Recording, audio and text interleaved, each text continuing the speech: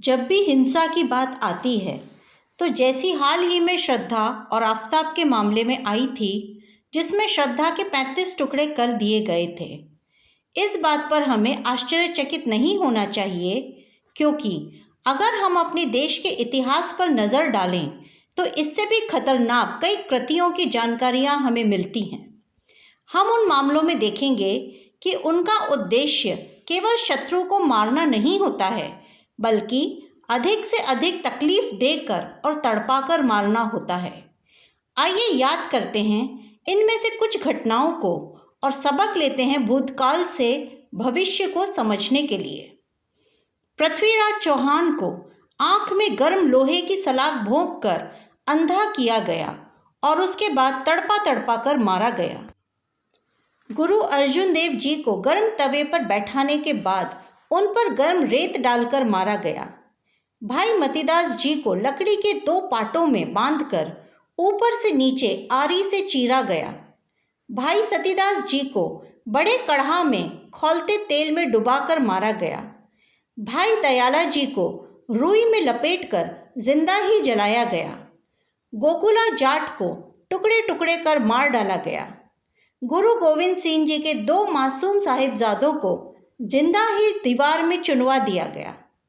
बाबा बंदा बहादुर के मांस को चिमटे से नोचा गया और उनके मुंह में उनके ही बच्चे का दिल ठूस दिया गया।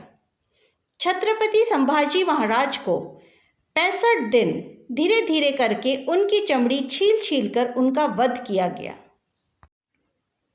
1990 में कश्मीर के सैकड़ों हिंदुओं के सिर में रॉड ठोक कर मारा गया। बच्चों को मारकर उनके टुकड़ों की माला बनाकर उनकी मां के गले में डाला गया था। स्क्वाड्रन लीडर अजय आहूजा को 12 घंटे से ज़्यादा समय तक टॉर्चर करके मारा गया। कैप्टन सौरभ कालिया के साथ हुई नृशंसता को लिखने के लिए मेरे पास शब्द नहीं हैं। फरवरी 2020 में आईबी के एक जूनियर अधिकारी अंकित शर्मा को दिल्ली में 2 घंटे से ज़्यादा समय तक चाकू से 400 बार वार करके मारा गया। सूची बहुत लंबी है, खत्म होने का नाम ही नहीं ले रही, पर इतने ऐतिहासिक घटनाओं से हमें कम से कम सबक तो अच्छे से मिल गया होगा। भाईचारा अच्छी बात है, लेकिन हमें यह देखना होगा कि भाई कौन है और चारा कौन है।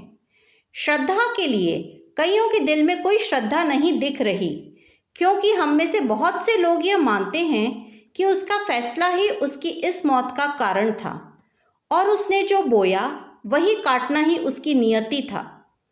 पर हमें ऐसा इसलिए नहीं सोचना चाहिए कि श्रद्धा हमारे आपके घर की बेटी भी हो सकती थी। इसलिए इस मुद्दे पर हमारा प्रयास यह होना चाहिए कि अधिक से अधिक कम उम्र की बच्चियों को सावधान करने की जिम्मेदारी उठाएं।